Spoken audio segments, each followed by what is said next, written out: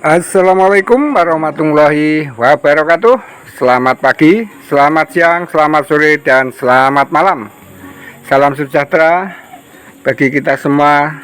Semoga semua makhluk hidup berbahagia. Sahabatku petani cerdas, di mana saja Anda berada, pada kesempatan kali ini saya akan berbagi tentang kegiatan saya pada hari ini, yaitu menghadiri sosialisasi Perda dari Dewan Perwakilan Daerah Provinsi Kalimantan Timur, yaitu Perda tentang sosialisasi Peraturan Daerah Nomor 13 Tahun 2016 tentang perubahan atas Peraturan Daerah Provinsi Kalimantan Timur Nomor 1 Tahun 2013 tentang perlindungan lahan pertanian pangan berkelanjutan wilayah 1 Kota Samarinda. Nah, pada kesempatan kali ini bersama narasumber yaitu Bapak Dr. Haji Rusman Yakub, SPD MSI, anggota DPRD Provinsi Kalimantan Timur, fraksi P3. Nah, sahabatku, bagaimana keseruannya dan apa saja yang akan disampaikan, ikuti terus, jangan di skip. Bekerja di pertanian, saya pikir ini pas sekali hari ini kita akan membahas banyak hal, terutama terkait dengan peraturan daerah. Langsung kepada Bapak Dr. Haji Rusman untuk menyampaikan pemaparan.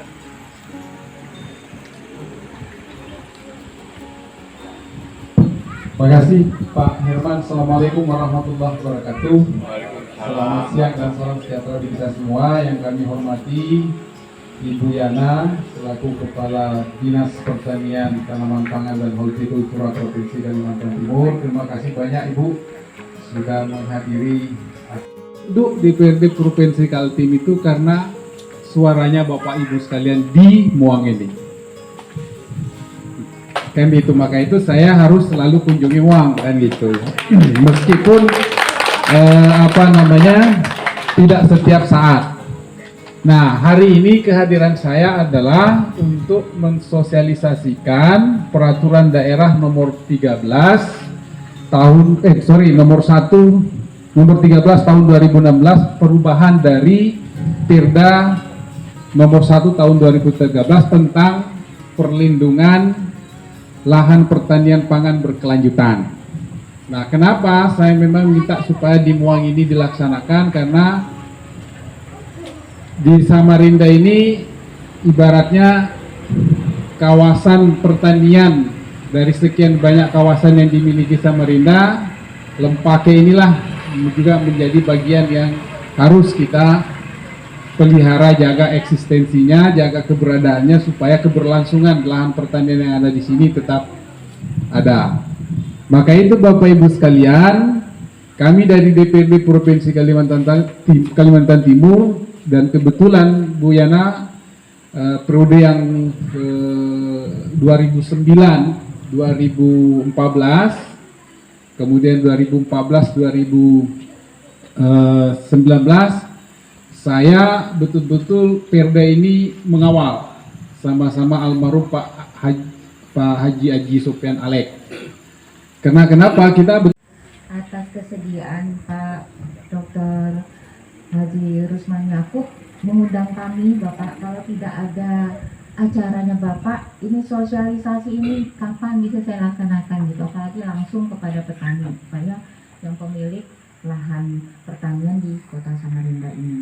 Satu-satunya loh Pak dari 45. Kalau entah nanti kalau ada yang copy paste ya saya tidak tahu. Tapi ini pelapornya. Satu-satu. Kita beri tepuk aplaus kepada beliau. Jadi beliau memang betul-betul ya mungkin wong cilik ya Pak. Saya tidak tahu.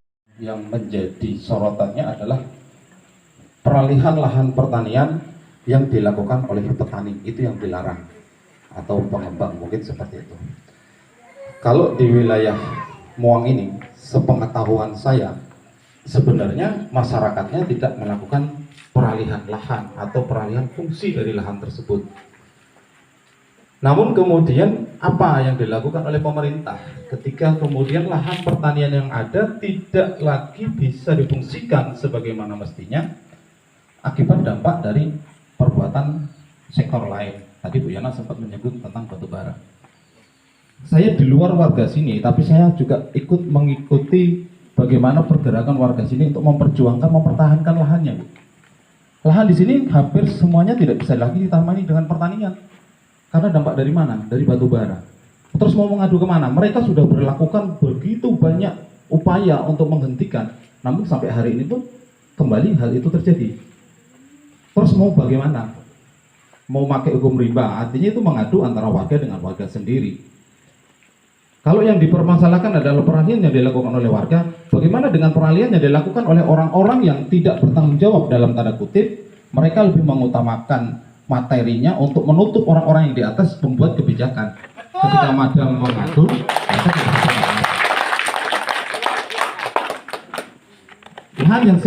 Lahan pertambangan yang sempat ditutup beberapa waktu lalu, sekarang beroperasi lagi ya Pak.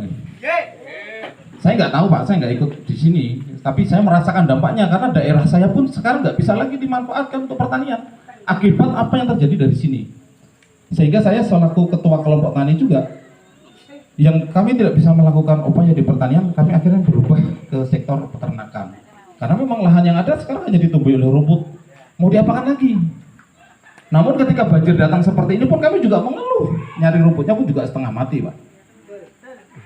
Jadi mohon perhatiannya Bu, jangan hanya kami sebagai orang kecil petani yang kemudian tidak diperkenankan untuk merubah lahan, tetapi orang-orang yang punya duit dia tidak merubah lahan kami. Tapi apa yang dilakukan oleh mereka atas kebijakan pemerintah mengakibatkan lahan pertanian kami tidak bisa difungsikan kembali. Terima kasih. Oke, terima kasih Pak Agung atas pertanyaan yang disampaikan. Lanjut mungkin ke Bapak yang di belakang tadi. Atau kalau nyampe?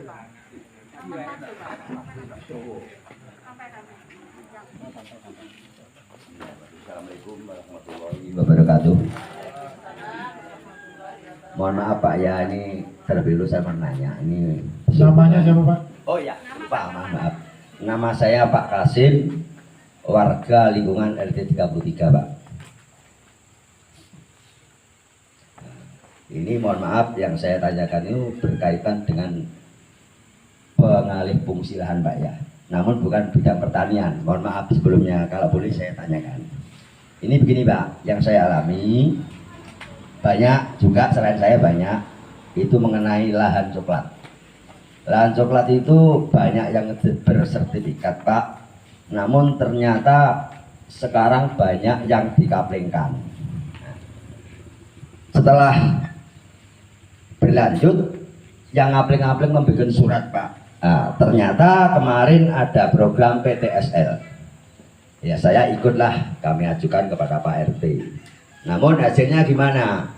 Hasilnya berkas tersebut dikembalikan, ternyata banyak lahan yang terkena apa itu peta-peta sertifikat. Akhirnya data tersebut dikembalikan. Nah itu mohon maaf sebelumnya Pak, saya mohon Bapak Rusman Yakub selaku wakil kami di sini untuk mengupayakan bagaimana kebijakan agar saya termasuk teman-teman yang kena masalah surat menyurat itu bisa ada kebijakan untuk mendapatkan surat tersebut. Terima kasih. Wassalamualaikum warahmatullahi wabarakatuh.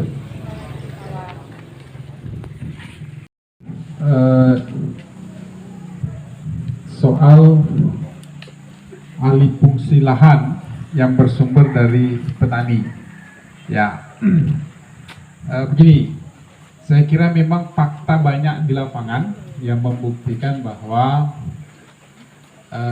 sebetulnya bukan petaninya yang mengalihfungsikan, tetapi dipaksa untuk dialihfungsikan akibat dari dampak kebijakan. Itu memang terasa sekali. Dan ini sampai hari ini kursinya kursinya kurang kuat. Mudah-mudahan kursinya tidak alih fungsi Pak. Nah jadi ini memang problem besar yang kita hadapi hari ini Bapak Ibu sekalian. Dan saya sama Bu Yana jujur saja tidak pernah berhenti sedikit pun memperjuangkan ini semua, meskipun pada kenyataannya masih jalan juga. Karena ternyata tidak cukup Bu Yana dan Rusman yang berjuang. Memang harus kita menggalang banyak pihak untuk memperjuangkan ini. Tapi yakinlah Pak Agung bahwa saya terutama bersama Bu Yana yang sampai hari ini selalu konsisten, dan sampai hari ini juga pandangan saya tidak pernah berubah sedikit pun bahwa di Kalimantan Timur ini alih fungsi kawasan itu banyak terjadi karena tadi kebijakan yang seringkali bukan di tangan pemerintah daerah. Karena kadang-kadang ya mohon maaf, perusahaan tambang, izin-izin tambang yang ada ini itu kadang-kadang tidak bersumber dari perizinan dari provinsi juga, kadang-kadang juga langsung dari pusat. Ini juga yang jadi persoalan tersendiri. Nah, maka itu mulai sekarang ada kesadaran yang terbangun, dan kita sudah lihat hasilnya Pak selama ini. Dulu resiko banjir tidak sebesar ketika masih aman-aman saja kita garap lahan-lahan kita kan Pak. Tapi begitu semuanya sudah ini udahlah. Nah maka itu sebetulnya ini mestinya membukakan mata kita semua bahwa insya Allah kalau lahan-lahan pertanian kita itu tetap dijaga dengan baik, kemudian pemerintah juga ikut ini insya Allah kondisi lingkungan juga akan baik-baik saja dan kehidupan itu tetap berjalan. Nah, maka itu upaya yang yang sedang kami lakukan sekarang ini bersama dengan Ibu Yana adalah pertama mencoba meyakinkan banyak pihak, terutama pada kebijakan-kebijakan pemerintah untuk betul-betul konsisten melaksanakan peraturan atau perundang-undangan yang terkait dengan menjaga lahan pertanian pangan berkelanjutan ini. Maka itu kita mulai pelan-pelan untuk terus ke masyarakat, kemudian meyakinkan masyarakat juga supaya tidak tergoda dengan itu semua, supaya betul-betul mempertahankan. Selain juga kita bendung dari kebijakan yang lebih besar, yang lebih kuat seperti yang diinginkan oleh Pak Apung tadi. Karena kadang-kadang masyarakat di bawah itu ya biar kayak apa kuatnya menahan untuk tidak mengalihfungsikan lahannya, tapi kalau sekitarnya dihajar, apalagi dengan kekuatan yang dahsyat itu, akhirnya nggak berdaya juga Pak. Dan itu yang terjadi hari ini. Nah maka itu Bapak Ibu sekalian, insya Allah kami mudah-mudahan ya kami tetap